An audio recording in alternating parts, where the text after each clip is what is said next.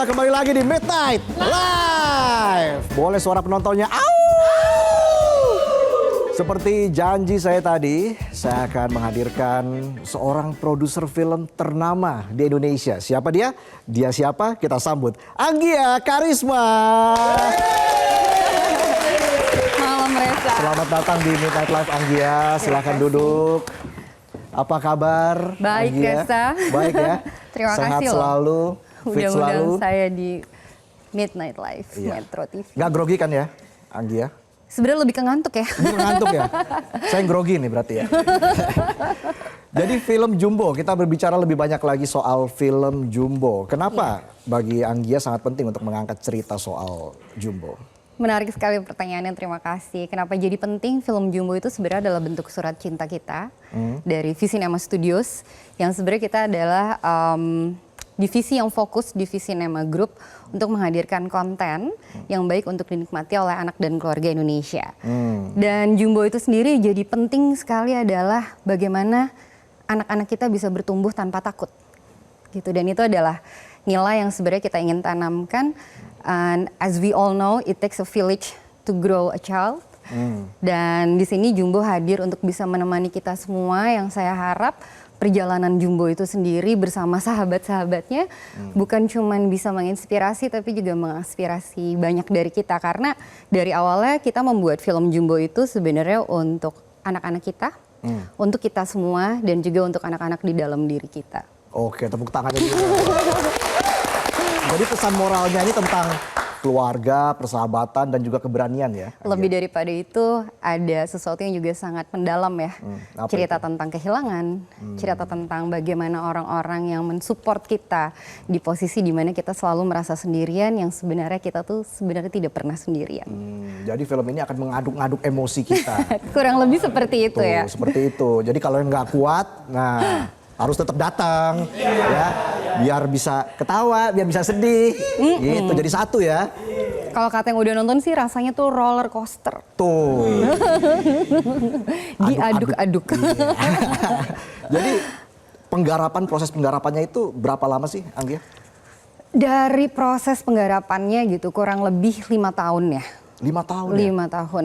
Jadi dari mulai kita proses development sampai kemudian ada di proses animationnya sampai kemudian ada proses pengisi suara ya gitu. Karena kita di proses ini pengisi suara itu voice cast actornya lebih dulu diambil karena untuk bisa menyesuaikan dengan mimik animasi yang kita bikin. Jadi rasanya tuh natural, jadi nggak terkesan kayak di dubbing gitu ya. Jadi memang itu yang kita duluin gitu. Iya, jadi kenapa memilih animasi ini sebagai medium yang dianggap sangat tepat untuk menyampaikan cerita seindah Jumbo? Interesting question. Sekarang menariknya adalah di animasi we can go beyond.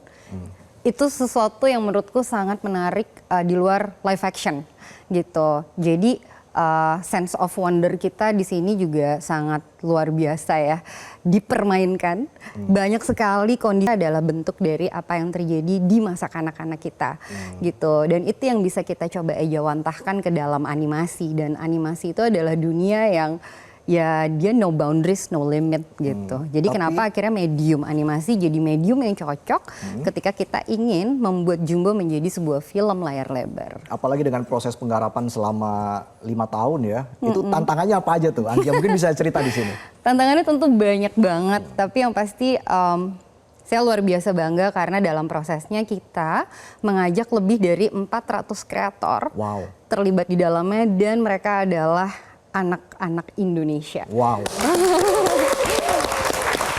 Jadi film ini 100% dibuat di Indonesia. Bayangin aja kita punya render farm ada di Cimahi, ya kan? Terus udah gitu kita idenya muncul di Cilandak, semuanya tuh depannya Ci ya. Hopefully Ci itu kan artinya teh air.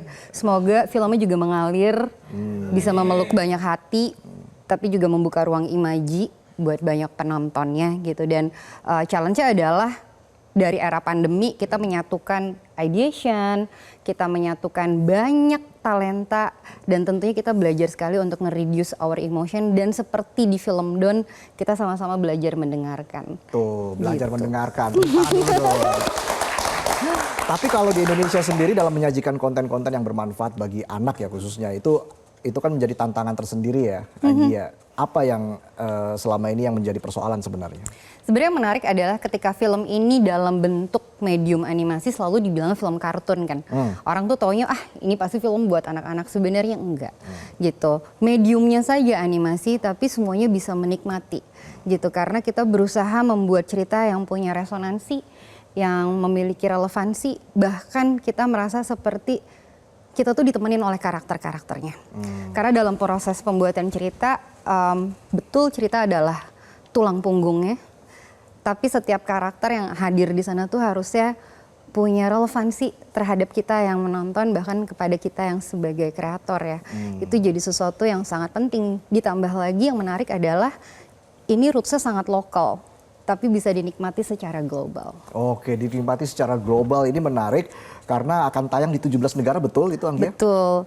Alhamdulillah puji Tuhan bahwa film ini bisa diterima di lebih dari 17 negara gitu, dan ini membuktikan bahwa talenta lokal sangat pantas untuk bersanding di kancah internasional. Setuju ya, tepuk tangan dulu dong. Tapi apa yang membuat Anggia yakin film ini akan diterima pecinta film di luar negeri? Yang membuat saya yakin adalah dia punya roots lokal tapi rasanya tadi sangat global.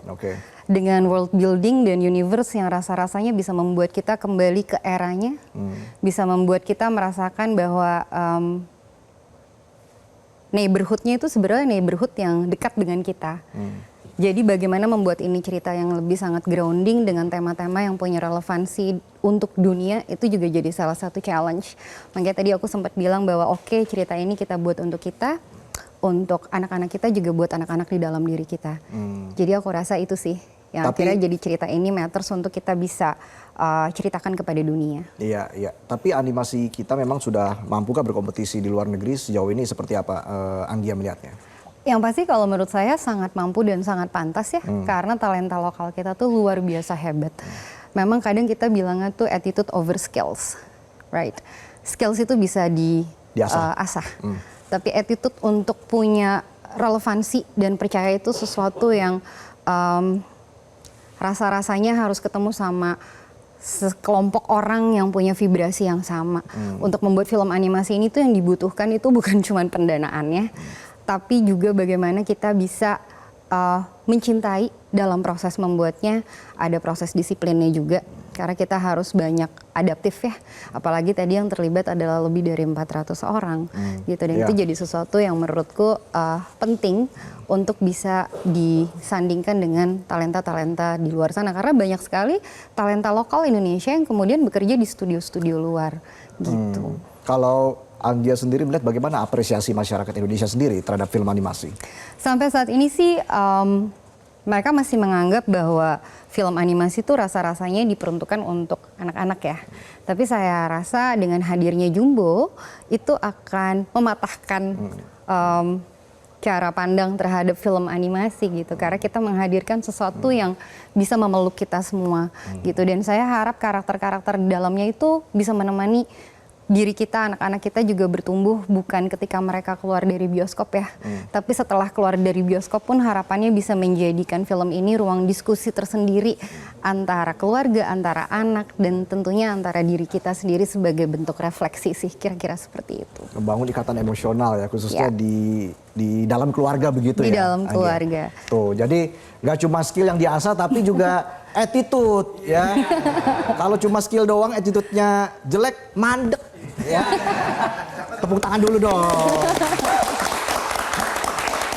Ya Anggia, tentunya kan kalau kita lihat juga banyak yang meremehkan dalam tanda kutip soal film animasi di Indonesia. Misalnya di televisi ada naga tapi kakinya nggak ada, misalnya seperti itu ya.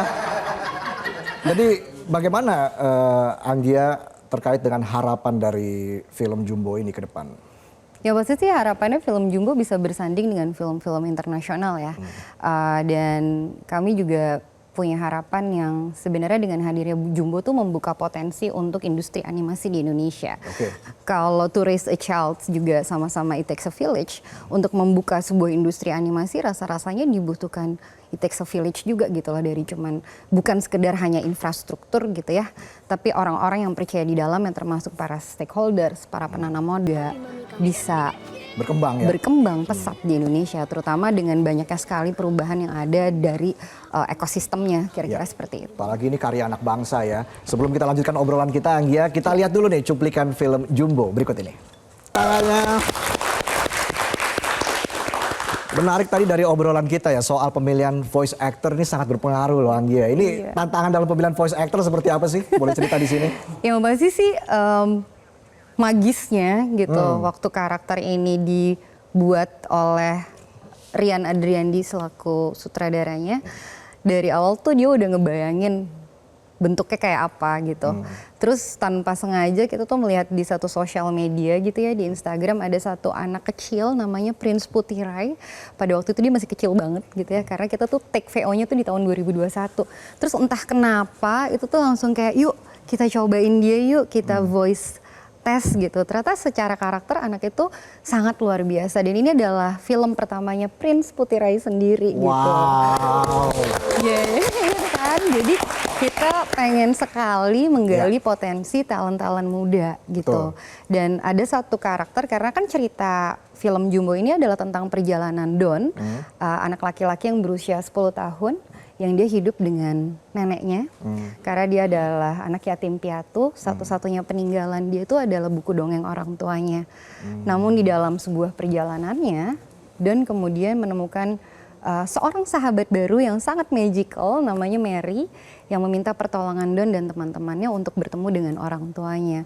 So the magic begins, the adventures begin. Dan untuk Mary sendiri juga menarik. Mary tuh sebenarnya voice cast-nya diperankan oleh Queen Salman, yang juga adalah seorang penyanyi perempuan anak Indonesia yang juga sangat terkenal gitu. Dan ada banyak sekali yang terlibat di dalam, seperti ada Bunga Citra Lestari gitu, yang kemudian juga dia menyanyikan soundtrack dari film ini. Ada Ariel Noah, ada Angga Yunanda juga, ada Cinta Laura, terus kita juga luar biasa gitu, ada banyak banget sih sebenarnya gitu. Jadi itu yang menarik, bahwa kita melakukan sebuah proses yang bukan cuman lintas generasi, tapi lintas rasa, karena semuanya menghadirkan banyak emosi yang akhirnya bikin kita tuh kerasa kepeluk banget gitu sama filmnya. Roller coaster tadi ya, emosinya naik turun seperti roller coaster tadi. Jadi kapan tayang? Yang pasti film ini akan tayang di hari pertama Lebaran di 2025 ini, dan minggu depan ya. Oke, semoga sukses Anggia. Terima kasih banyak. Sukses selalu untuk filmnya. Anggia Karisma, boleh tepuk tangannya. Dan Midnight Live masih akan kembali dengan sejumlah informasi lain. Tetaplah bersama kami di Midnight Live.